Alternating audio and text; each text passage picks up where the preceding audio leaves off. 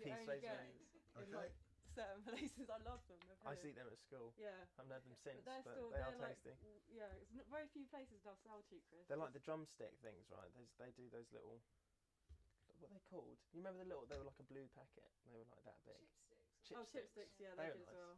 So there's one place in Finchley Road where I can get all the cheap crisps. I want cheap crisps. Right, if you've got a yearning for cheap crisps. Oh, really? Okay. We'll move on. Enough of cheap crisps. Yeah. Okay, so first of all, I think we should talk about the single. Tell me a little bit about it. Wonder Why is my first single. Wrote it 2 years ago now. It's quite strange writing a song 2 years ago and then kind of, skipping forward to now, it being kind of relevant. It's a song that I wrote about trying to kind of make it in the music industry, trying to get signed. I was kind of really frustrated, wondering why things don't always go the way you hope they would. I was really naive when I was 18, 19. Do you know what I mean? So that song kind of came from that. And yeah. And I've been watching the video. Tell me about the video. It's a great... I love the video. It's a brilliant video.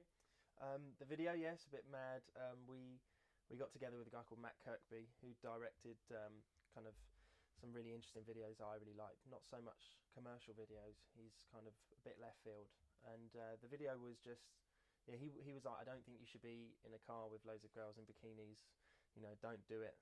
Let's not do it like that. Let's do something a little bit more interesting. So I'm in a coffin. I'm in a doctor's surgery. Yeah, it was really, really kind of fun. We were in this massive, massive warehouse. You might have noticed. That was seriously the biggest room I've ever been in. It was massive. The XL Centre it was called. So yeah, it was fun. The coffin, was that horrible? It creeps me out thinking of lying in a coffin. Yeah, it was really weird, and it wasn't big enough because we were meant to do a full body kind of, but it was, my legs were like hanging out at the end. They couldn't get a 6'4" coffin, so I think that would have been even weirder if I'd have actually been able to fit in it really comfortably.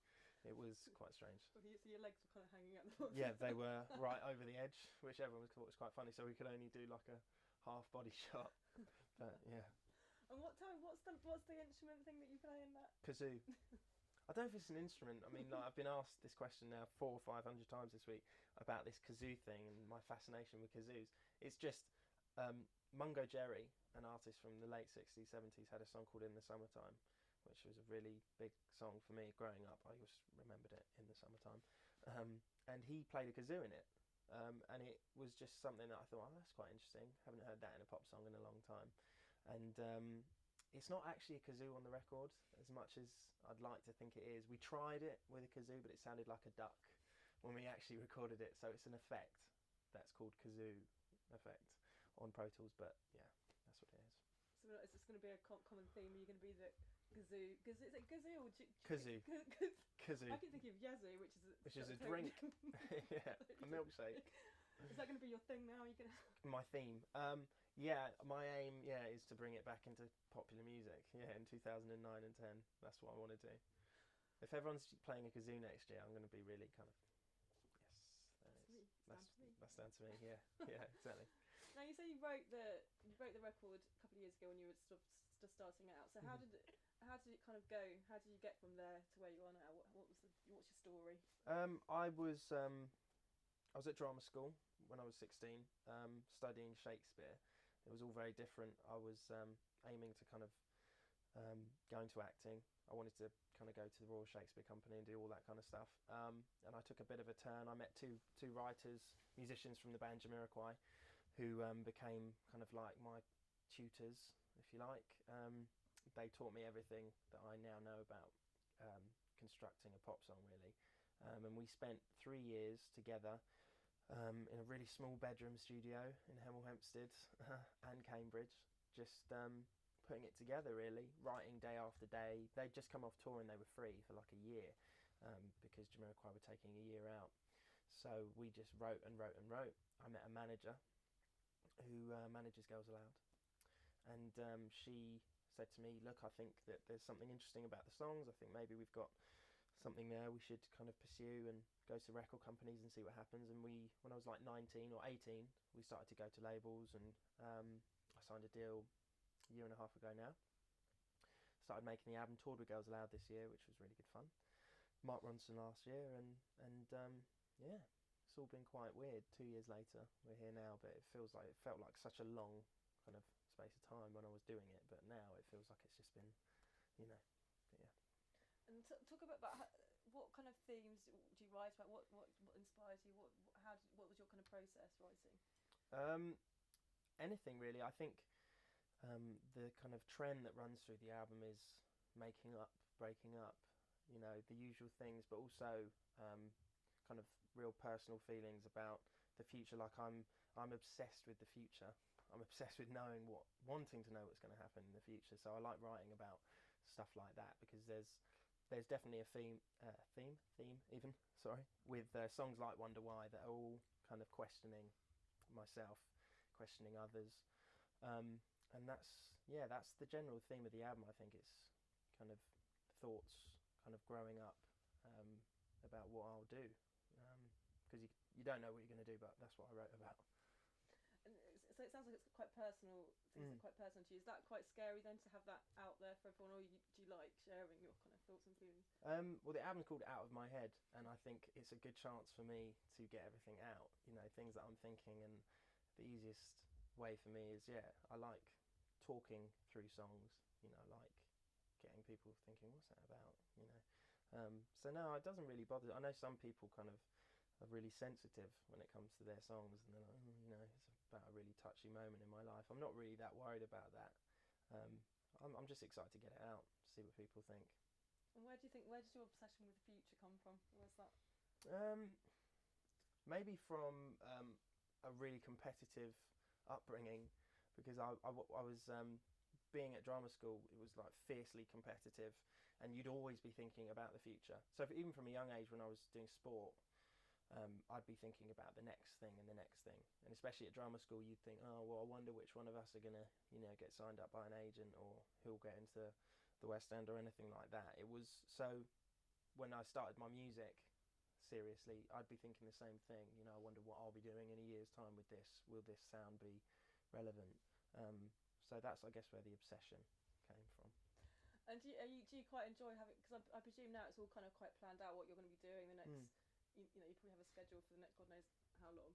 Is that kind of quite a comfortable thing to you? Do you quite like now knowing? Definitely. Yeah, I'd really like knowing what's going on. I don't like thinking, what am I doing next week? I want to know what I'm doing now. It's just, it's definitely just come from that competitive thing that I've had from a really young age of, just wanting to kind of know what's going on, because I hate that. I hate not knowing what I'm going to be doing in 2 months or something. I like it planned out, like everyone does, I think. I don't know, maybe some people just go with it, I don't know. And would you say it's the single kind of a good indicator of what the album's going to be like? Is it good?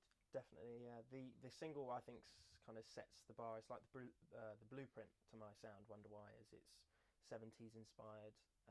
It's melodic.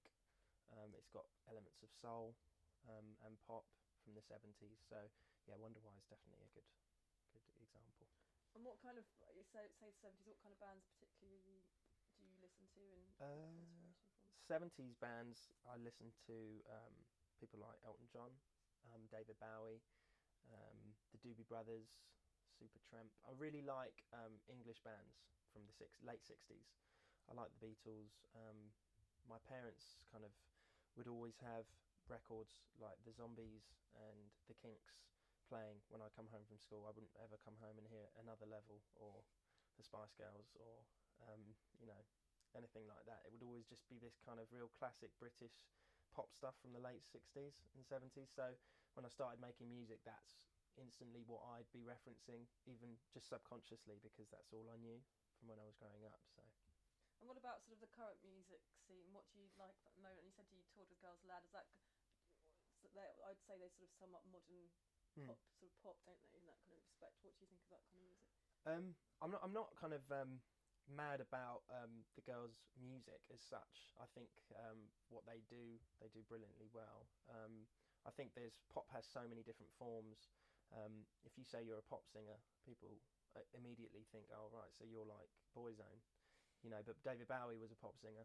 Do you know what I mean? And I think current music, I'm kind of I'm more into organic sounding music. I'm not really into electro music. I never have been. and I think this year's been really dominated by that sound. I like kind of the sound like Duffy and Adele brought, because it's all kind of very rooty, and so electro music's not really my thing, but I think this year the music's obviously been really kind of dominated by that sound, so it's been interesting. There also just seems to be a real change at the moment in what pop is, and I don't think pop's got the same connotations as it had before, and people like, I don't know, like, I know it's electro music, but people like Calvin Harris, there's a lot of people around at the moment who are doing quite new things, but it's still under pop. Do you think there's a real change in what people see as pop?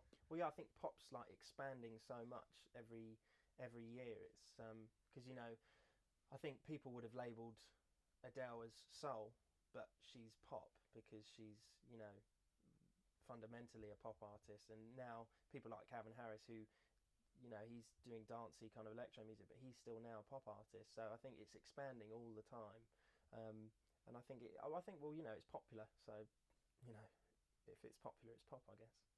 And are you excited by the sort of fame side of music these days? Is that something or are you apprehensive, nervous? How do you feel about? I don't think I'd really ever. Obviously, you think about it. I think the main thing that excites me is the live thing, and fans coming to your gigs and kind of being obsessed with songs. And I'm not really that keen on the whole OK Magazine idea of life. I don't think that will ever kind of come into what I do, but it's obviously around. But I think more just the people knowing your music and liking it, and people coming up to you and saying, "I love your single, your album." I think that's a great thing. So yeah. Can you remember the first time you kind of recognised, or the first time someone came up to you and said something? Was it a surprise? I think the funniest thing's just been recently, like when I've been in the gym and the video's been on the TV, and there's been like maybe I remember there's a trainer who works in the gym who is very attractive, and I remember her walking past us on the running machine, and she was looking at the video, and like she like literally came up on the other machine and was like, "So you?" I just thought it was quite funny. So that's been the only really thing recently. And the Girls Aloud tour was great, because afterwards we'd sometimes come out. I couldn't believe it. Like, we'd leave the venue sometimes at midnight, and there'd still be 3,000 people outside waiting for a glimpse of Cheryl or something like that, which was bizarre. I couldn't believe it. But yeah, so that's been my own real experience of it. And you've also, has Perez Hilton been a big fan? Is that right? He's picked you up on and how's that been? Yeah, it's been he's been amazing. He kind of got my music, I think, 7-8 months ago, and just liked it. He's whatever people think about him, he genuinely loves music, and he seems to have a real golden touch in spotting music that people like. And he blogged about Wonder Why even before it was mixed. It was really weird. We just had it up on MySpace, and he did a blog about it, and we got like 1.6 million plays of it. I'm really excited. I'm going on tour next month in America with him. It's like a Perez Presents tour, so I'm really excited to kind of have his nod of approval. Yeah. He's a pretty influential guy, really. I mean, yeah. And are you into the whole Twitter thing? Because obviously he's on Twitter all like 24/7. I think everyone seems to be. Is that something you're into? Yeah, of course. I Twitter. I'm not really one of those people. People who update literally every 3 minutes, like they're eating something, they tweet. I don't really do that. I'm more kind of observe things from a distance and then Twitter about it every 6 hours or something. Don't want to annoy people, because I know people get annoyed if you update every minute. So yeah. And what about your and blogging and all that kind of stuff? Is that because it seems to be like a sort of part and parcel now of being in the music industry? You have to kind of, it's that interaction with the fans. Is that something you enjoy? Yeah, totally. It's because the internet, I guess, is the only place that people would heard about me before the Girls Aloud tour or something, and even on the tour, people like bloggers like Perez. That's given me a platform. Do you know what I mean? And yeah, I constantly kind of try and do the blogs and stuff, because I think people love to know what you're up to, and if people who write to me every day, it's a great way to kind of keep in touch with them, because I'm really into it, because it's just, I think it's nice to kind of have those people coming to your page and seeing what you're up to and giving them more information every day. So yeah, it's a big part of what I do. Have you got any more live dates planned in the near future? Yeah, we've got a show coming up at Bush Hall in Shepherd's Bush which should be really good fun. It's my first kind of headline gig, because obviously I've been doing like support tours and little gigs in toilet-sized venues for the last 4 years. So it's really nice to be able to do your own show. We're doing like 15 songs, and to see like who, you know, people singing it back and stuff like that. I'm really looking forward to it. Can't wait. And what's been kind of your favourite part of the process? Has it been the writing, the recording, the playing live? What's your sort of? I think the best. There's been like everything's been really kind of like in really different stages, because making the record was no different. When I got signed and started making the record, it was absolutely no different to when I was writing demos, to be honest. I was just in the same setup, except I'd have a record company kind of giving their ideas about songs and stuff. So nothing really changed there, but I guess the touring with Girls Aloud was kind of a real highlight, because playing at the O2 and Manchester Arena was just amazing. So yeah, I guess the highlight would probably be first night at the O2 Arena in London with Girls. That was great. That was good. And what are your sort of hopes for the album now? It's not released very soon, so what would be your ultimate? What would you like to happen next? I guess with the album, what I'd most like is for it to get across to different areas of the world. I'm really excited about the prospect of going to America next month, especially.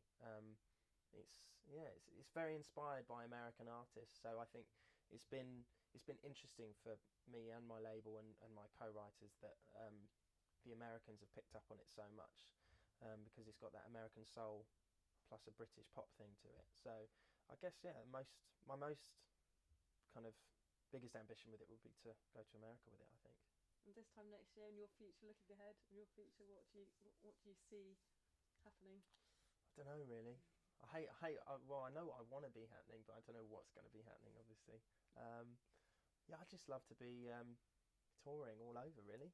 You know, if you look at people like Duffy and Adele, they've, you know, just kind of gone everywhere. Their music, it's kind of taken over in so many different countries. So yeah, that would be the big thing for me. Cool, thank you. Actually, can I get you to an ident for Sure. a show that we have called Entertainment Now? Mm-hmm. Just into the camera, if you could.